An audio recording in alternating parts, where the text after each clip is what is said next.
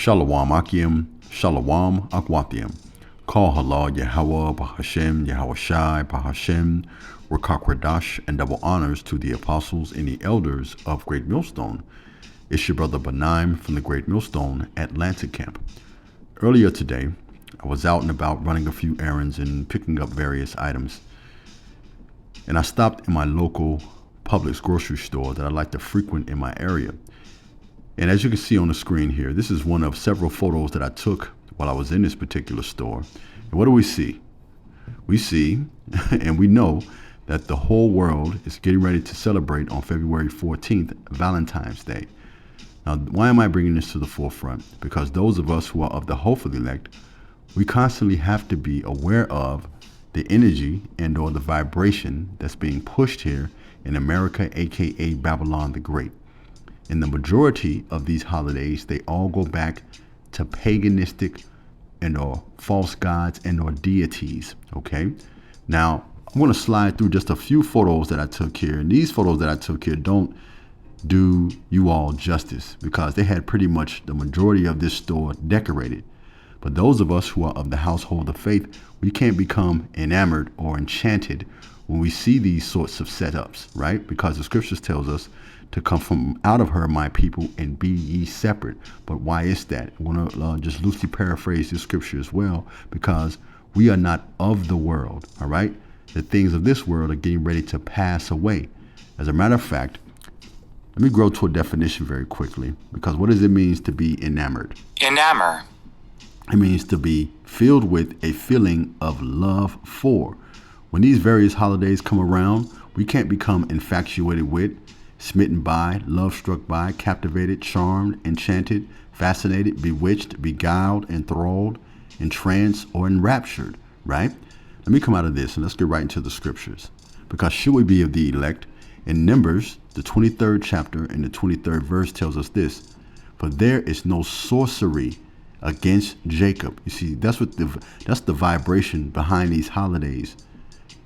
All right, there's witchcraft and also sorcery behind the energy that's behind these holidays. For there is no sorcery against Jacob, nor any divination against Israel.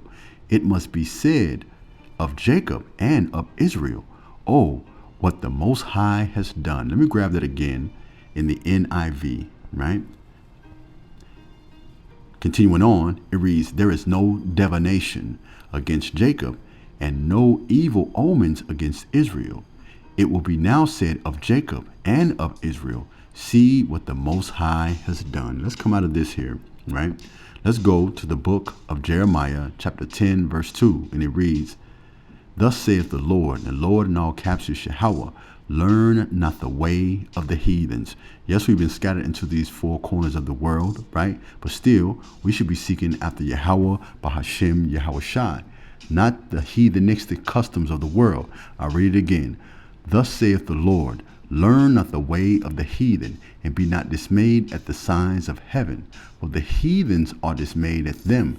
Now, is Valentine's Day a heathenistic and a pagan custom? Absolutely. How do we know?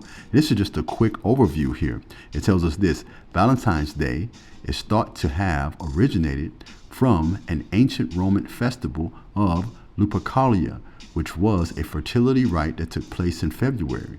The Roman Catholic Church later Christianized the festival by associating it with the martyrdom of Saint Valentine.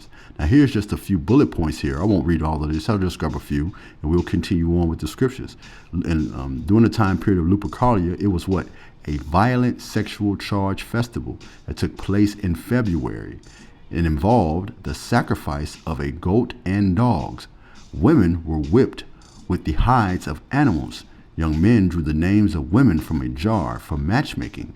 The festival was intended to ward off fidelity and evil spirits. Let's come from this here, right? Let's go here. What about Cupid? Now here's the origins of Cupid. Cupid is the Roman god of love and is based on the Greek god Eros. The Romans adopted the Greek mythology of Eros and depicted him as a Cuberic child. Now the scriptures tells us clearly in the book of Psalms 96 verse 5, For all the gods of the nations are idols, but the Lord, which is his name is Yahweh, made the heavens. You see that? Remember, from the very onset, the scriptures told us to learn not the way of the heathens. Okay? This is the book of Wisdom of Solomon. Let me just make sure I reference correctly where we are. We're in Wisdom of Solomon chapter 14. Let's come back down to verse 17. And it reads, 16, pardon me. Thus in the process of time, an ungodly custom grows strong, and is what? It was kept as law, and the graven images were worshipped by commandments of kings. You see, when people see these, when they see Cupid, when they see the hearts, the balloons, the confetti, and so forth, it's kept as a law unto them. And our people are completely clueless as to what they're involved in. All right? Let me come out of this here. And then we'll close out. We'll get this last precept here. This is 2 Corinthians chapter 6, verse 17. And it tells us this. Wherefore, come out from among them and be ye separate, saith the Lord, and touch not the unclean thing, and I will receive you. You see, we're not partakers of this world or its customs. All right? We're repentant and we return back to our power, and we're working out our salvation with fear and trembling. I hope this quick lesson has been edifying. Call halal Yahweh Bahashem Yahweh Shai. Shalom.